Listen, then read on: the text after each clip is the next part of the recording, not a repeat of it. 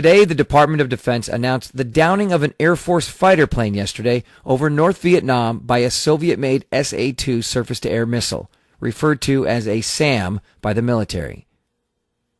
This is the first time an SA-2 has been employed in the Vietnam War, shooting down an F-4C like the one shown here.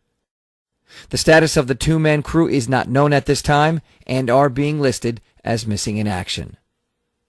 This is only the third time a SAM has been successfully employed. The first and best-known use of the missile was the one used to shoot down Francis Gary Powers' U-2 in 1960. 2 years later, during the Cuban Missile Crisis, Major Rudolph Anderson Jr. was shot down and killed when his U-2 was struck down by a SAM. When asked what kind of response could be expected from the United States, the Defense Department spokesman stated that all options were being studied and weighed against the risk of further escalation of the war. In other news, in the UK, Shadow Chancellor...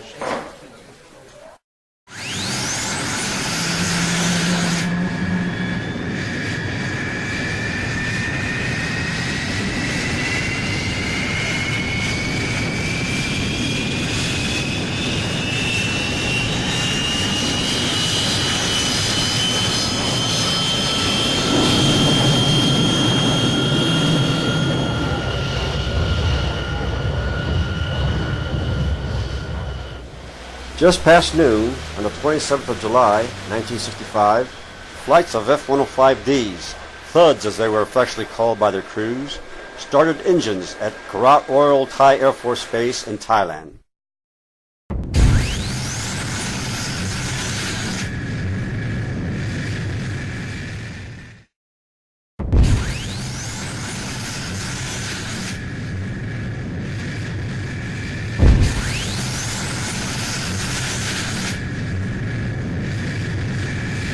These were the first of 24 F-105s that would start over the next 15 minutes.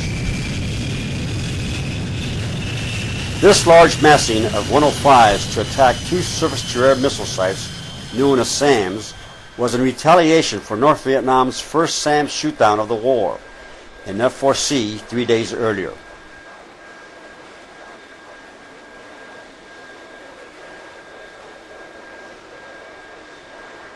Prior to this mission, all SAM sites had been off-limits under the Lyndon Johnson administration's overly restricted rules of engagement.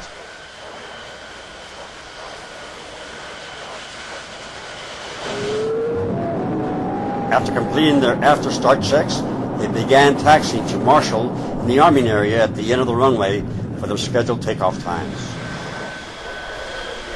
The 357th Tactical Fighter Squadron, a Tactical Air Command unit, was deployed on temporary duty to Korat from McConnell Air Force Base, Kansas.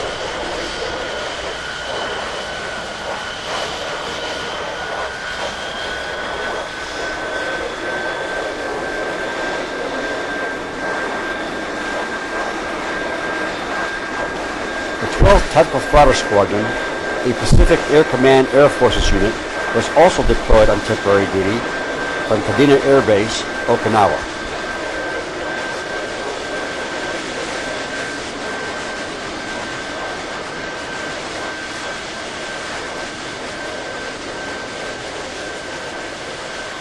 Five minutes later, 100 miles to the west, a similar scenario was being played out at Tok Lee Royal Thai Air Base with another 24 thuds.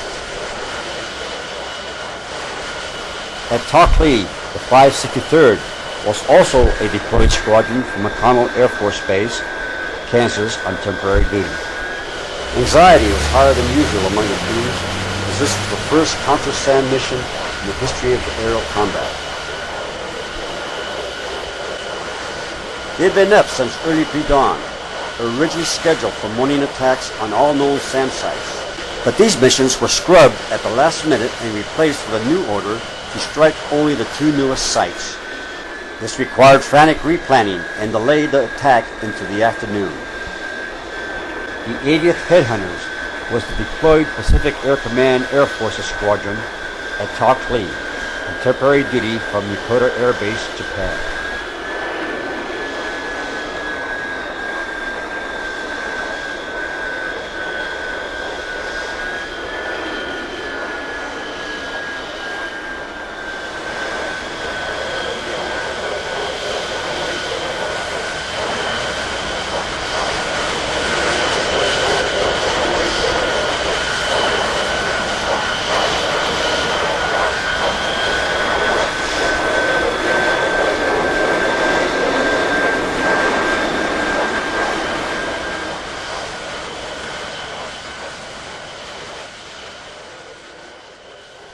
In the arming area at the end of the runway, maintenance crews worked under hot and noisy conditions and checked the planes on one final time while armorers removed the safety pins from the loaded munitions.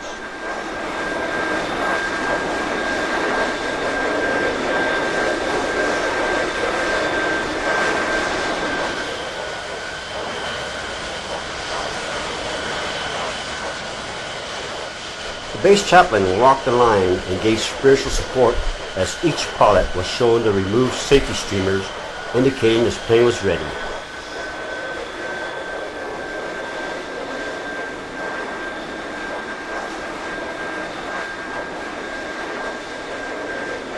At 12:50, Pepper Flight from the 357th Tactical Fighter Squadron at Korat was the first flight to take off.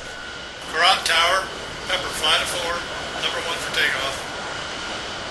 Roger, Pepper, Korat Tower, winds 240 at 10 with occasional gust of 15.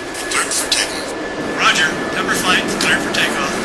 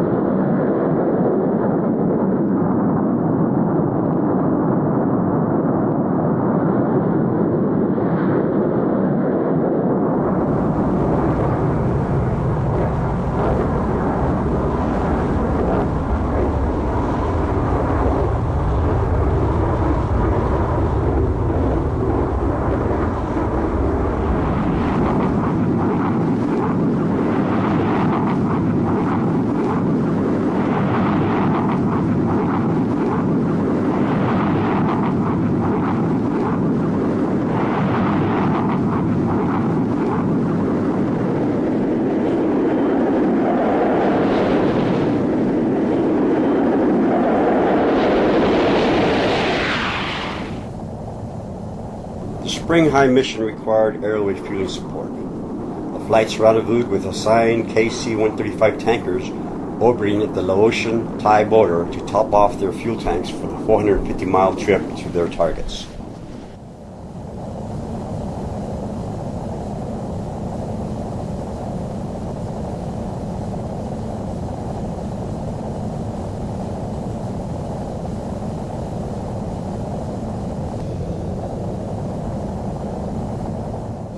While waiting his turn on the tanker, Cedar 3 of the 12th Tactical Fighter Squadron experienced an air turbine failure and had to abort the mission.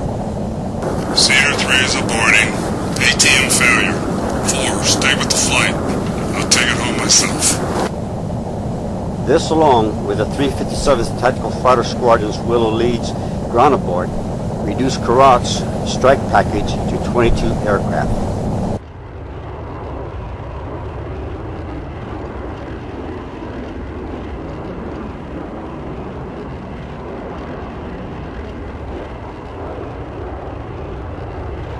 The plan called for the Korat force to approach SAM Site 6 from the south, while the Tockley force would proceed up to the Red River and fly down the Red River Valley and attack SAM Site 7 from the northwest.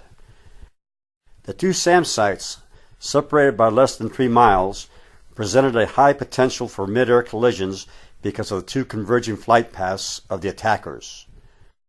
Special emphasis was placed during briefings by the flight leads on how they would avoid this danger. With 2.5 to 3 minutes separation between flights, the aircraft within each of the two forces were spread over 100 miles as they ingressed over Laos at 17,000 feet.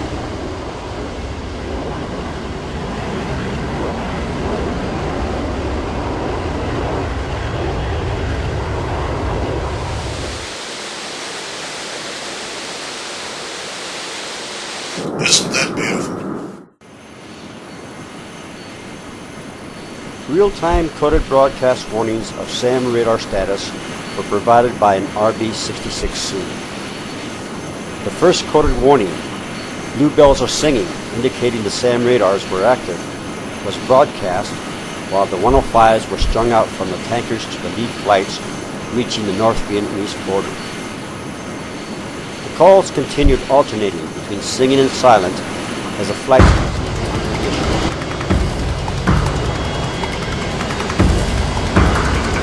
By 1355, Healy from the 563rd Tactical Fighter Squadron and the 1st of the Tockley flights was approaching their turn point at the Red River.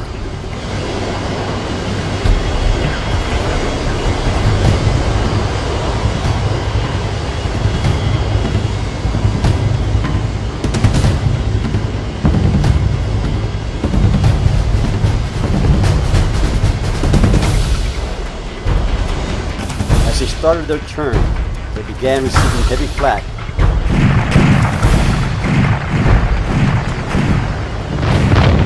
Forcing the flight to descend and fly down the valley below their planned 100-foot altitude.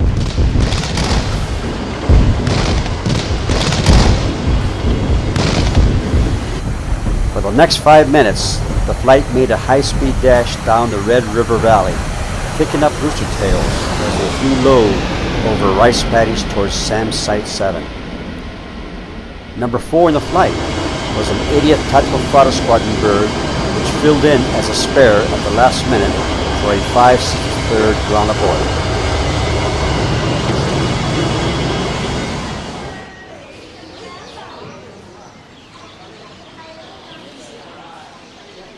Chị, máy bay tới. Bà con ơi, máy bay tới. Bà con ơi, máy bay tới.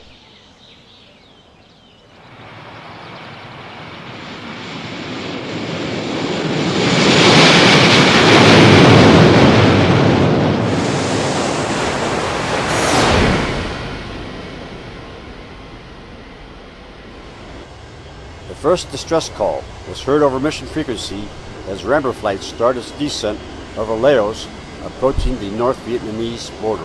Healy 2 is hit. Roger, stay with it. You gotta get over the next hill.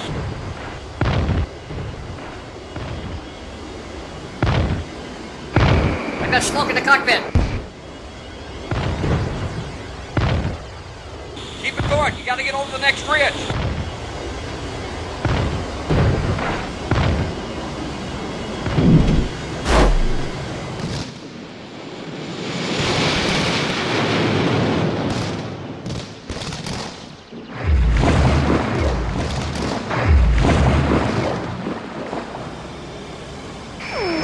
Go to the tanker. I'll stay here in camp.